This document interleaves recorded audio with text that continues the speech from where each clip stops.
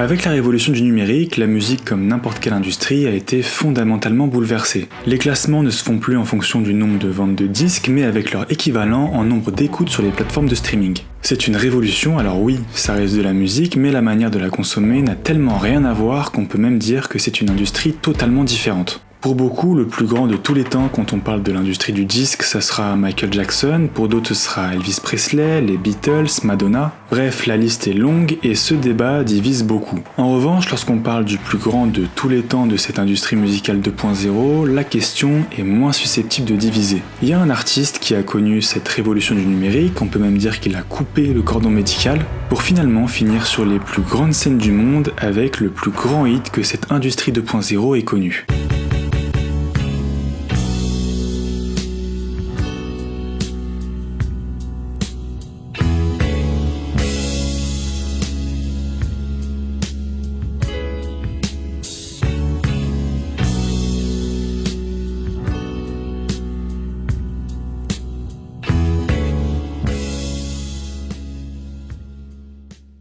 Avant de commencer, un grand merci pour tous vos commentaires sur ma dernière vidéo sur l'histoire de Frank Ocean. Ça m'a vraiment fait super plaisir de voir tous vos retours. Pour ceux qui l'ont pas encore vu, si vous êtes fan de l'artiste ou simplement curieux, je vous invite à aller jeter un œil. Aujourd'hui, on parle de The Weeknd, évidemment l'un de mes artistes préférés. Il y a énormément de choses à dire, mais surtout, au moment où je tourne cette vidéo, son nouvel album sort dans 2 jours, là, le vendredi 24 janvier 2025.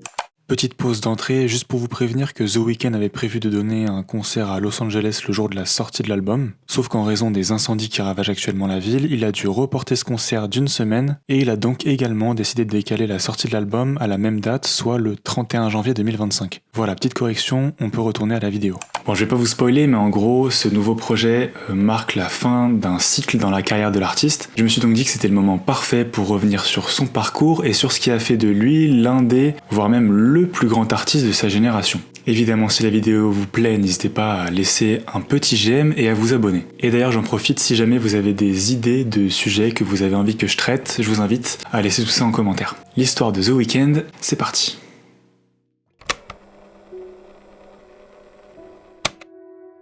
Abel Tesfaye naît le 16 février 1990 à Toronto. Enfant unique, il grandit dans des conditions difficiles après la séparation de ses parents alors qu'il est encore qu'un bébé. Élevé par sa mère et sa grand-mère, il passe son enfance à Scarborough, un quartier modeste situé à l'est de Toronto. Son père absent refait sa vie avec une nouvelle famille, ce qui laisse Abel avec des blessures émotionnelles profondes, vous vous en doutez. En tant que fils d'immigrés éthiopiens à Toronto, il ressent également un fort sentiment d'isolement, nourrissant un mal-être intérieur. Cherchant une échappatoire à toutes ses souffrances, il va rapidement être confronté aux excès de son environnement. À seulement 11 ans, il fume pour la première fois de la marijuana et durant son adolescence, en quête d'acceptation de son entourage, il plonge dans les drogues dures. Ecstasy, Xanax, cocaïne, kétamine, bref, la totale.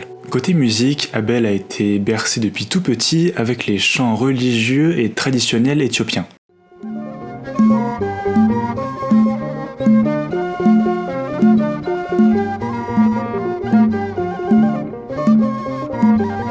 À mesure qu'il grandissait, il a élargi ses horizons musicaux, notamment en découvrant des icônes du R&B et du hip-hop des années 90-2000, comme Aaliyah, R. Kelly, Missy Elliott et Tupac.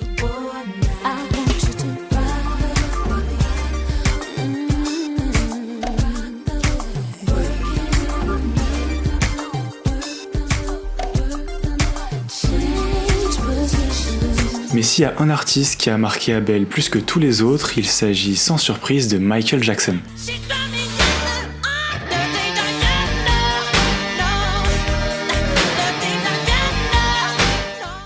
Nous sommes au début des années 2000, une époque où Internet est en plein essor et où le téléchargement illégal bat son plein. Abel, comme beaucoup de jeunes de sa génération, se plonge dans cet univers en utilisant notamment LimeWire, une des plateformes les plus populaires de l'époque. Il y télécharge des tonnes de morceaux, explore une multitude de genres, affine sa culture musicale et peu à peu nourrit son désir de créer sa propre musique.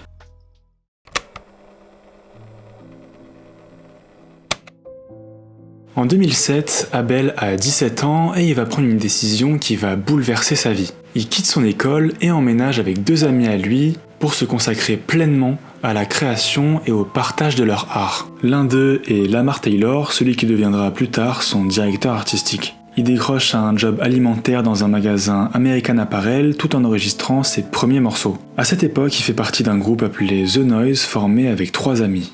You don't know what's in store. You know what you're here for. Listen, Joey Styles. Bon, le groupe ne laisse pas d'empreinte significative et Abel décide de se consacrer sur sa carrière solo. Bon, qu'on soit clair, c'est une période très sombre pour lui. Il devient addict aux différentes drogues que j'ai énumérées auparavant, parfois il est obligé de faire des vols à l'étalage pour pouvoir se payer des doses, et il fait même quelques allers-retours en prison. La colocation avec ses potes finit par voler en éclats, ils se retrouvent à la rue et passent alors ses nuits dans des bus nocturnes n'ayant nulle part où aller pour dormir. C'est un moment décisif pour lui dans sa vie, soit il se laisse entraîner dans le vice de la drogue avec tout ce que ça engendre, soit il prend la musique au sérieux et c'est d'ailleurs ce qui va se passer, notamment avec une rencontre déterminante. Un soir, alors qu'il traîne avec ses amis au restaurant Putin's House à Toronto, Abel croisa un jeune producteur du nom de Jeremy Rose. Jeremy lui fait écouter une de ses prods, Abel improvise un freestyle dessus et le courant passe immédiatement entre les deux. Cette rencontre marque le début d'une amitié et d'une collaboration. À ce moment-là, Abel et Jeremy Rose forment un duo, c'est également à cette période que le nom The Weeknd apparaît pour la première fois. Abel explique qu'il cherchait un nom de scène et qu'il a choisi celui-ci parce qu'il a quitté la maison de ses parents un week-end pour finalement ne jamais revenir. Pendant qu'ils travaillent sur des maquettes et des morceaux, Jeremy et Abel croisent la route d'Olivier El Khatib, le cofondateur du label OVO, la maison de disques d'un certain Drake. Pour remettre les choses dans leur contexte, on est en 2009, à ce moment-là Drake n'est pas encore la méga star mondiale qu'on connaît aujourd'hui, mais il commence à se faire un nom à l'international grâce à sa mixtape So Far Gone. Originaire de Toronto, Drake a toujours aimé soutenir les talents de sa ville et c'est exactement ce qu'il va faire pour The Weeknd. Sauf que cette fois-ci c'est pas vraiment une simple promotion, Drake devient carrément fan du duo, ce qui est quand même assez drôle quand on sait qu'ils avaient encore rien sorti. Dans le même temps, la relation entre Jeremy et Abel va se détériorer. Jeremy Rose déclara au sujet d'Abel « Il avait insisté pour faire des trucs que je ne voulais pas faire et c'en est arrivé au point où il ne respectait plus mon opinion. Il voulait que je produise pour lui sans donner mon avis. Je lui ai simplement dit « Prends les 3 morceaux, mais je ne veux plus bosser avec toi, je veux juste que tu me mettes dans les crédits. » Jeremy quitte le duo et quasiment au même moment, Drake publie les 3 morceaux sur son blog OVO.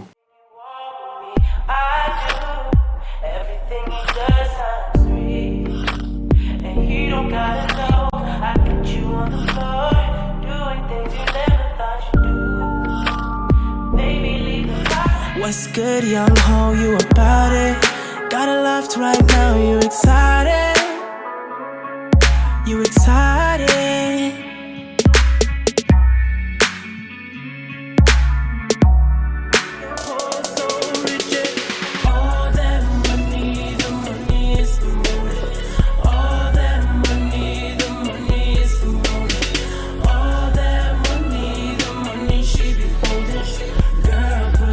Très vite, ces morceaux attirent l'attention des critiques et du public. Le New York Times et le magazine Pitchfork écriront des articles sur ce nouvel artiste qui va redéfinir la musique pop. Malgré tout cet engouement, il y a un mystère autour de The Weeknd. Bon, déjà, on sait pas à quoi il ressemble, mais à ce moment-là, on sait même pas si c'est un artiste solo ou un groupe. Cette sorte d'énigme avec en plus le côté sombre de la musique de The Weeknd va créer une énorme hype. Il publie également les morceaux sur une plateforme émergente du nom de SoundCloud et une sorte d'effet boule de neige se produit. Le buzz autour de l'artiste propulse SoundCloud comme un espace où les artistes émergents peuvent se faire connaître sans passer par le circuit traditionnel, inspirant toute une génération en publiant leur art sur SoundCloud pour diffuser leur musique et bâtir leur audience.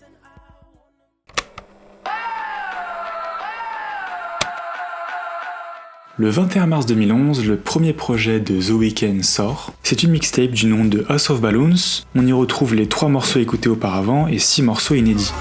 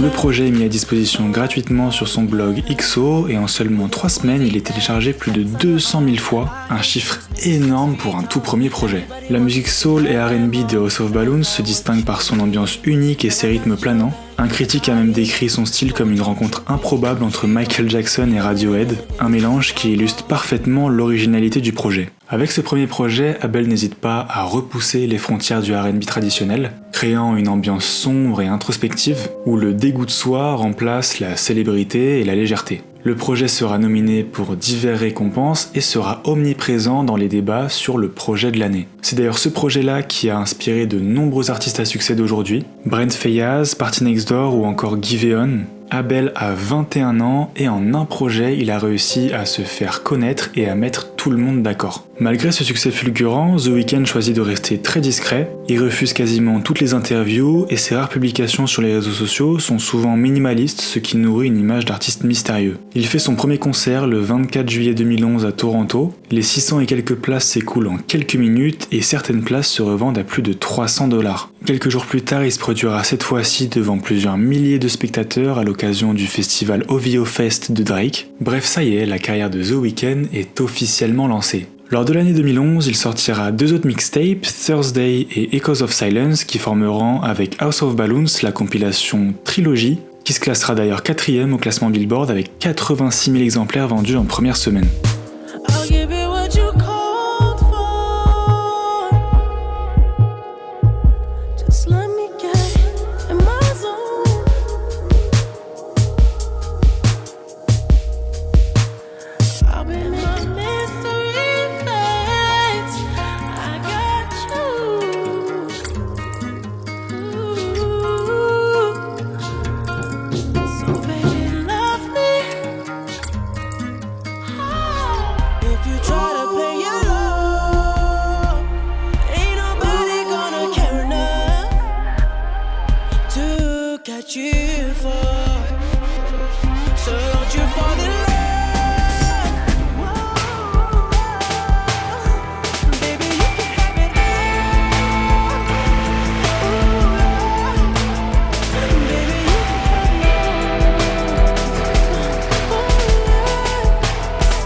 Dans le même temps, Drake sortira son album Take Care, un projet qui va connaître un énorme succès mondial avec une récompense aux Grammy Awards. Si je parle de ce projet, c'est parce que The Weeknd est en featuring sur 2 morceaux.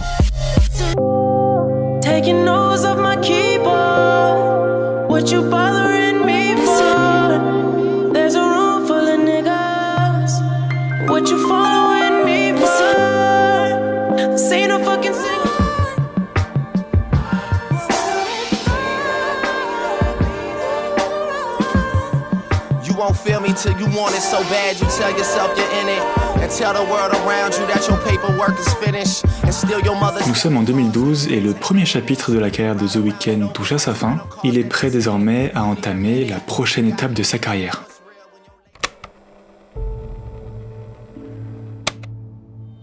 On est en juillet 2013 et The Weeknd met fin à son silence médiatique en accordant sa toute première interview au magazine Complex. On y apprend qu'il travaille sur un premier album studio, un projet qui symbolise un monde qu'il a créé dans sa tête, un monde terrifiant inspiré des films d'horreur. Kissland sort le 10 septembre 2013 et c'est sûrement le projet le plus expérimental de The Weeknd.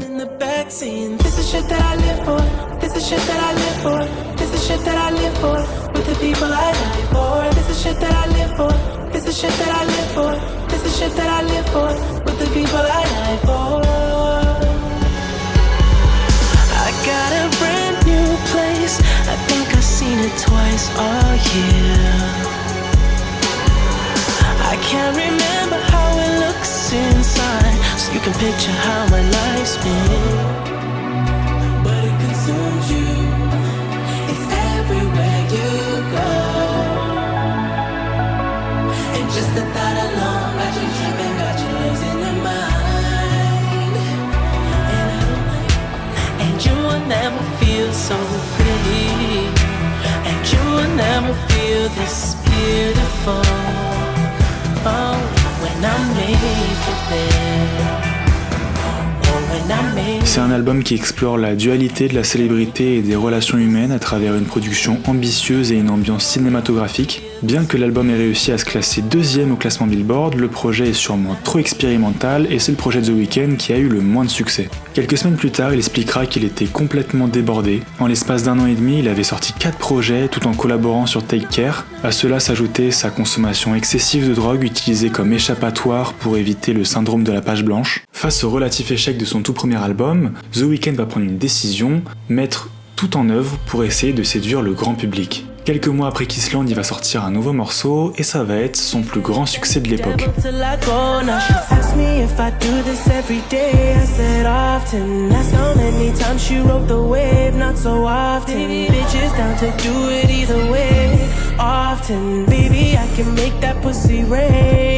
Le morceau obtient des certifications dans tous les sens et à partir de là, tout va se débloquer. Il va notamment se faire appeler pour participer à la bande originale d'un film érotique et il va nous pondre un morceau tout droit venu des cieux.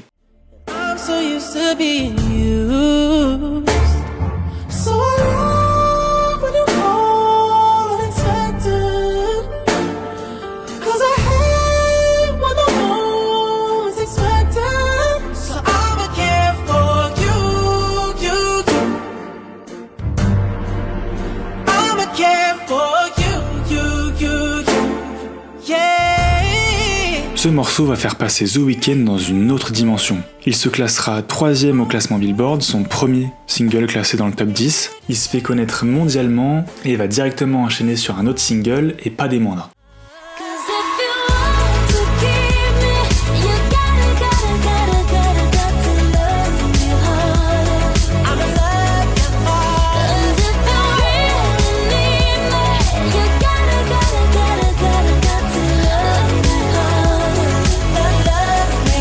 Sa collaboration avec Ariana Grande se classera en 7e position Billboard. Ça y est, The Weeknd n'est plus seulement connu mondialement, c'est littéralement une pop star. En quelques mois, la stratégie d'ouverture au grand public semble avoir fonctionné à merveille. D'ailleurs, une étape de cette stratégie va être de revoir son entourage. Désormais, il traîne en studio avec Kanye West, Ed Sheeran, Lana Del Rey, Mike Dean et surtout Max Martin. Si ce nom vous dit rien, Seb a fait une super vidéo sur le sujet. Mais en gros, pour résumer, si jamais l'industrie musicale était un pays, Max Martin en serait le dictateur. Ce gars-là a façonné des générations de hits et c'est lui qui va permettre à The Weeknd de passer à la phase suivante de sa carrière.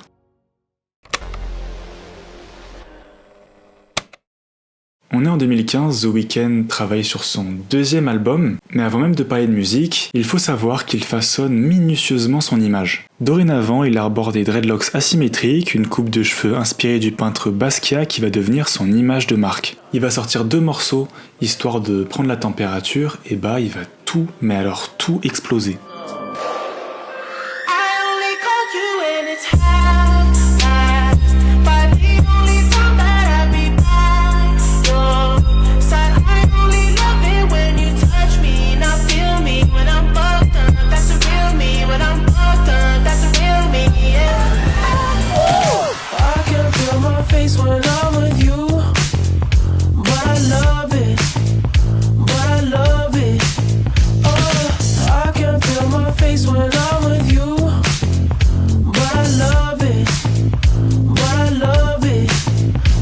C'est une réussite totale, Can't Feel My Face explose tous les records, devenant disque de diamant avec plus de 10 millions de ventes et catapultant The Weeknd à un niveau encore jamais atteint. Ce single est la publicité rêvée pour son album Beauty Behind the Madness qui sort d'ailleurs quelques semaines plus tard, le 25 juillet 2015.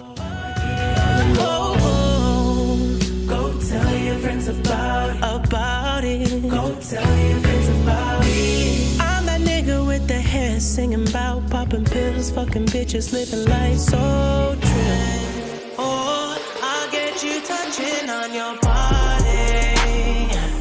I'll get you touching on your body. I know I'd rather be complacent, but in the night she hears it calling. In the night she's dancing to relieve the pain. She'll never walk away.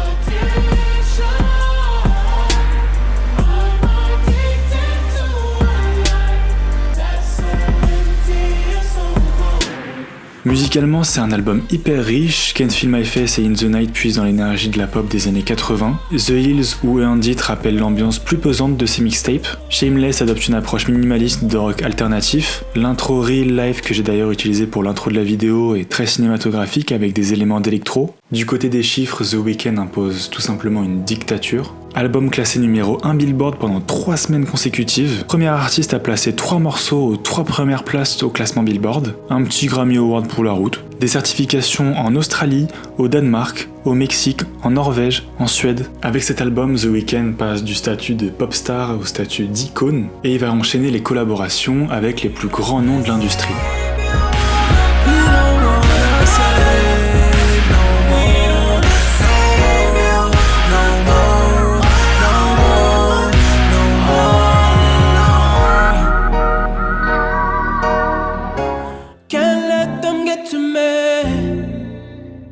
And even though I owe it my life up, only I can mention it. See, before I let you go, one last thing I need to let you know. You ain't ever seen nothing crazy then. She's stacking money, money everywhere she goes. You know, pesos out of Mexico. Commas and them decimals. She don't gotta give it up, she professional. À ce moment-là, The Weeknd avait une aura trop spéciale. C'était l'artiste sombre, mystérieux, avec cette coupe de cheveux unique, mais en même temps la voix de Michael Jackson. On avait la sensation de voir un artiste en train de marquer l'histoire, sauf qu'en fait, c'était que le début.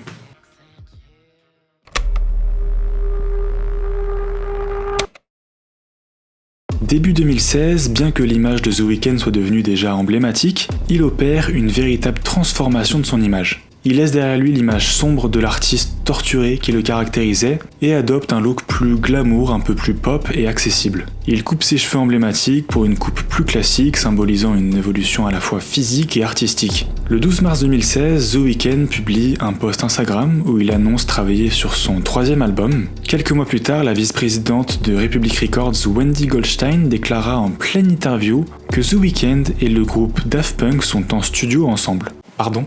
Faut savoir que le groupe français est hyper sélectif en matière de collaboration. Ils ont quand même refusé de collaborer avec Madonna, David Bowie et tellement d'autres. Lorsque Wendy Goldstein fait cette déclaration, l'information fait immédiatement le tour des médias et des réseaux sociaux. L'info passe de rumeur à fait le 21 septembre 2016 avec la sortie du single Starboy.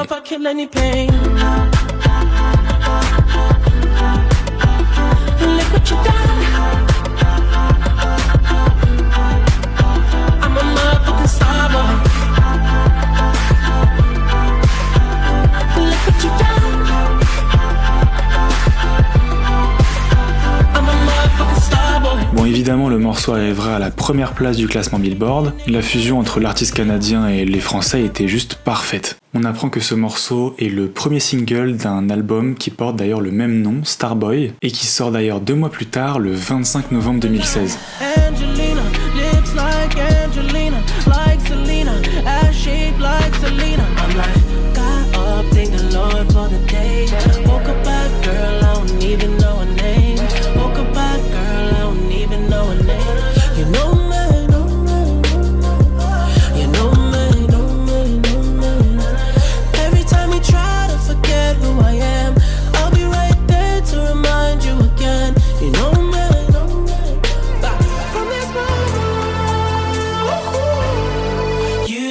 To spend your life with me, you don't have to waste your energy. We can just be rocking. I hear the secrets that you keep when you're talking in your sleep. I hear the secrets that you keep. Oh, babe, girl, come show me your true colors. With your true colors, these are the questions of a new lover. True colors, girl, come show me your true. I ran out of tears when I was 18, so nobody made me but the main streets. Cause too many people think they made me. Well, if they really made me, then replace me. Homeless to Forbes list, these niggas bring up. Alone at night, baby girl, I loved you.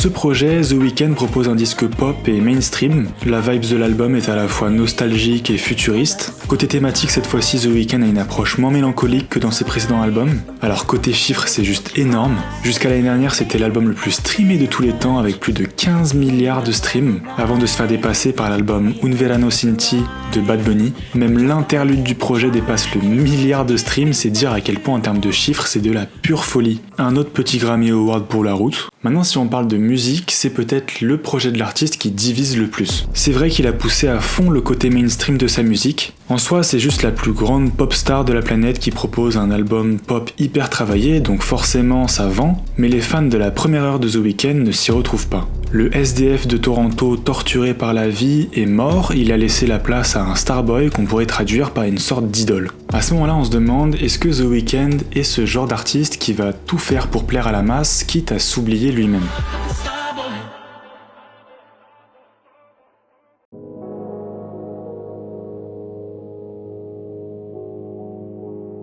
« 28 mars 2018, plus d'un an après la sortie de Starboy, The Weeknd annonce revenir avec un nouveau projet. Cette fois-ci, c'est pas un album, mais un EP de 6 morceaux, et c'est clairement un retour aux sources.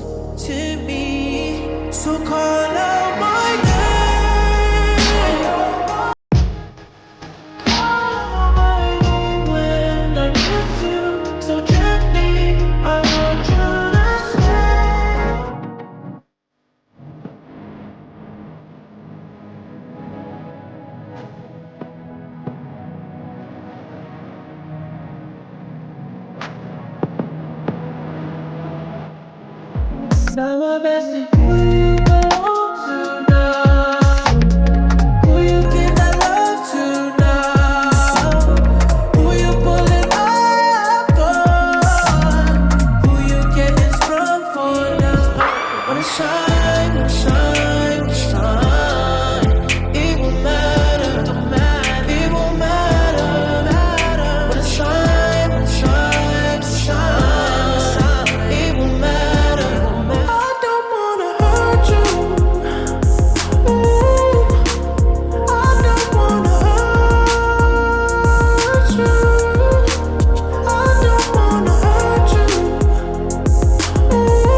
Après avoir déçu ses fans de la première heure avec Starboy, The Weeknd revient avec peut-être le projet le plus sombre de sa carrière. Cette fois-ci, la drogue et la célébrité ont laissé place au chagrin d'amour et à la colère qui vient après une rupture. À ce moment-là, il sort de 2 ruptures, notamment une très médiatisée avec la mannequin Bella Hadid et l'autre avec la chanteuse Selena Gomez. Contrairement aux autres, The Weeknd aborde ces sujets avec des prods électro. On y retrouve à la production Guy Manuel Domen Christo, un des 2 Daft Punk, Geza Felstein, un producteur français de renom, et même Skrillex. Personnellement, je fais partie de ceux qui ont adoré le projet Starboy, mais c'est vrai qu'avec cette EP, ça fait quand même grandement plaisir de retrouver le The Weeknd des débuts. En termes de chiffres, bon, je sais même pas si j'ai besoin de le préciser, mais ça a été un énorme succès, et en plus de ça, il s'est réconcilié avec ses fans de la première heure. Après ce projet, The Weeknd va encore enchaîner les collaborations à succès.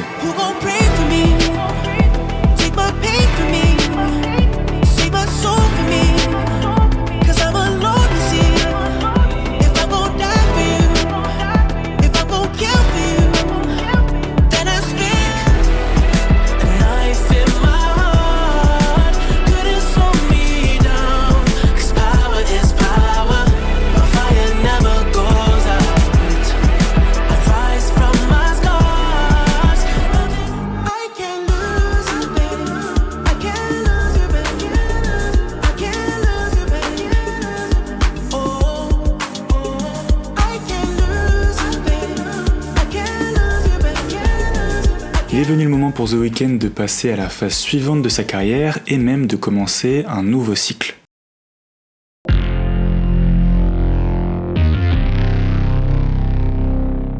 On est en novembre 2019 et après plusieurs mois de silence, The Weeknd réapparaît à l'occasion d'une pub pour la marque Mercedes, dévoilant au passage le premier single de son prochain album. Whoa, you drive electric?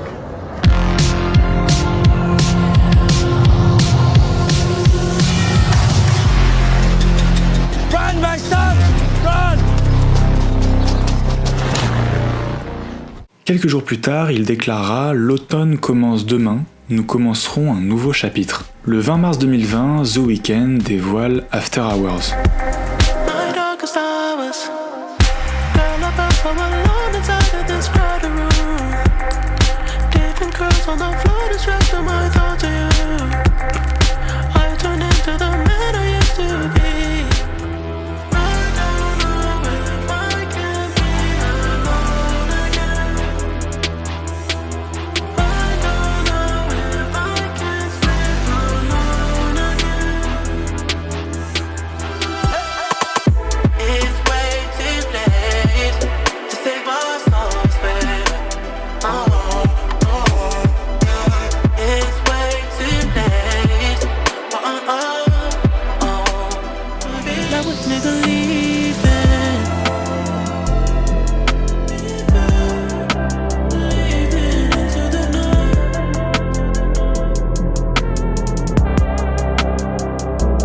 Now a nigga leaving. Sick leave. I want it all now. I've been running through the pussy, need a dog pound. 100 models getting faded in a compound. Trying to love me, but they never get a pulse down. Cause I'm heartless. Well, I feel everything. I feel everything from my body to my soul.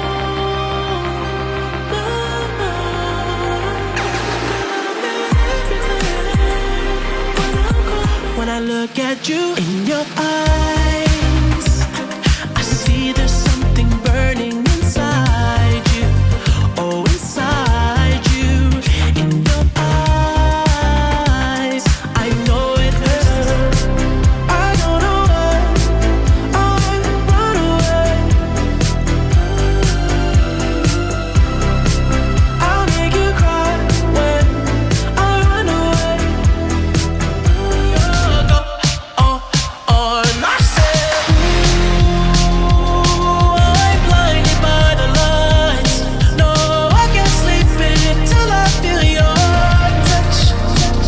I said, ooh. Ce projet marque le début de ce nouveau cycle en plongeant dans les ténèbres personnelles de The Weeknd. Il y incarne un personnage au bord du gouffre, un homme perdu dans les excès, que ce soit l'amour toxique et les substances. Les clips nous montrent une descente symbolique où le protagoniste est piégé dans une spirale infernale, à la recherche de sens mais sans en trouver. Pendant 2 ans, c'est avec ce costume rouge et cette gueule cassée qui fera l'intégralité de ses apparitions publiques, portant le personnage jusqu'à son paroxysme. Musicalement, c'est du The Weeknd tout craché avec ce mélange brillant de sonorités rétro et moderne qu'on lui connaît. L'album se classera numéro 1 dans 23 pays, mais s'il y a bien une chose qu'on peut retenir en termes de chiffres, c'est son single Blinding Lights qui deviendra tout bonnement le morceau le plus streamé de tous les temps. Au moment où je tourne cette vidéo, le morceau culmine à plus de 4,6 milliards de streams, c'est simple, aucun morceau n'a fait mieux. Le 12 novembre de la même année, le chanteur annonce qu'il a été choisi pour assurer le spectacle de la mi-temps du Super Bowl. Pour les artistes américains, c'est vu comme une véritable consécration, une sorte d'apogée dans une carrière.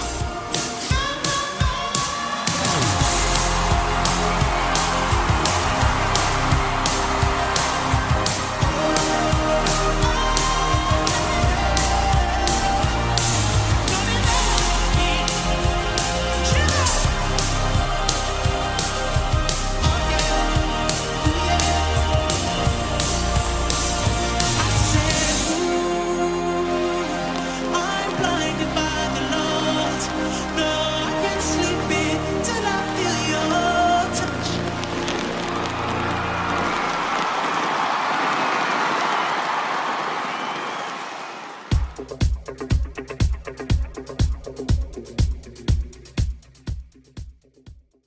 Deux ans après la sortie d'After Hours, The Weeknd revient avec le projet Down FM, la suite logique d'After Hours. Il introduit le concept du purgatoire, une forme de rédemption ou d'acceptation de tous les excès du passé. Abel y apparaît vieilli, symbolisant le passage du temps et l'urgence de trouver une résolution avant qu'il ne soit trop tard. And I love it when you watch me sleep.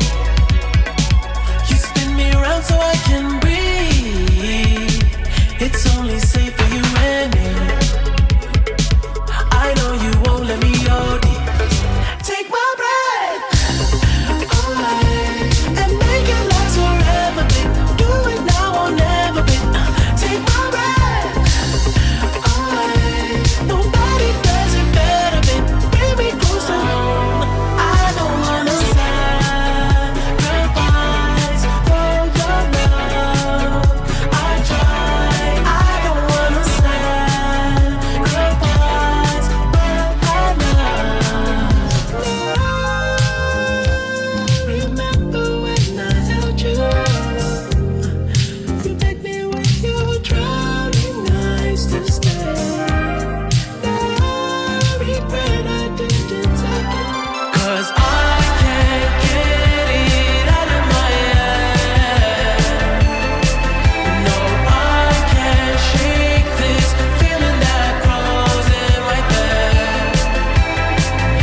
L'album est présenté comme une émission de radio fictive animée par Jim Carrey qui joue le rôle d'un DJ spirituel. Ce projet représente un moment entre la vie et la mort où l'âme du protagoniste doit confronter ses fautes et trouver un chemin vers la lumière. Les chansons explorent l'idée d'un bilan de vie avec des thèmes de nostalgie, de réflexion sur les erreurs du passé et de lutte pour la paix intérieure. L'album n'a pas été pensé pour générer des hits mais plutôt pour raconter une histoire et honnêtement venant de l'une des plus grandes figures de l'industrie musicale, ça fait du bien.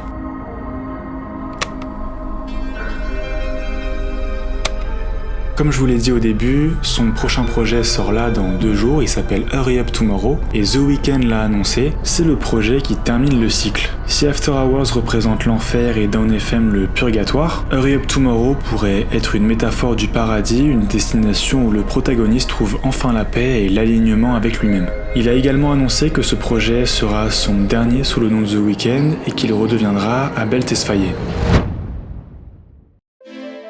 Quel chemin il aura parcouru? Le parcours d'Abel n'est pas celui d'un homme en quête de gloire, mais celui d'un artiste qui cherche à se comprendre lui-même. Ses chansons sont le reflet d'une âme tourmentée, d'un amour jamais complètement donné, d'une quête de rédemption peut-être illusoire mais profondément humaine. Il a été celui qui a repoussé les limites de cette industrie musicale 2.0 en enchaînant les records. Que ce soit l'album le plus streamé, le morceau le plus écouté, le plus de morceaux dépassant le milliard de streams, et le premier artiste à dépasser les 100 millions d'auditeurs mensuels sur Spotify. Beaucoup d'artistes après avoir atteint le sommet prétendent venir de nulle part, mais dans le cas de The Weeknd, c'est véritablement le cas. Des rues de Toronto à l'ascension vertigineuse du plus grand artiste du 21e siècle avec une fortune estimée à 300 millions de dollars. Sa vie et son œuvre sont une invitation à ressentir profondément, à se perdre et à se retrouver. Sa musique résonne comme une rencontre entre le passé, le présent et le futur à la fois. Finalement, ce n'est pas la célébrité qui définit The Weeknd, mais sa capacité à nous prouver que la beauté naît du chaos et que nos pires épreuves peuvent créer des chefs-d'œuvre. Let me be there, let me be